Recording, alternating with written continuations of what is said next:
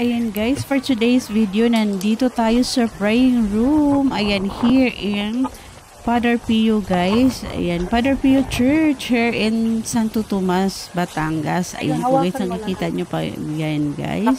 Dami-dami pong taong pumupunta lagi dito guys sa tuwing Sunday. Ayan guys, ayan. Isa lang naman yung dinadasal ko lagi guys, yung ating ayan, good health lang po lagi always. Ayan, yun po yung aking dinadasal kay Lord guys. At saka po, sana soon mag-boom na po yung aking mga pages guys. Ayan, yung aking YT channel.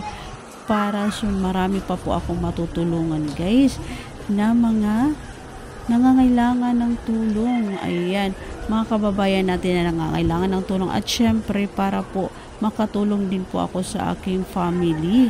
Ayan, sa aking mother po na nasa probinsya. Ayan po, kaya po ako yung nagbablog guys.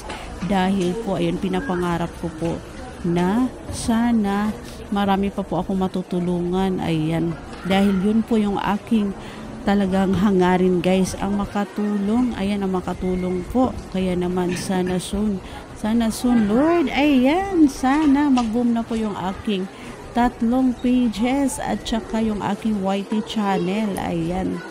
Ayan po, para po tuloy-tuloy na po yung aking pagtulong sa ating mga kapwa.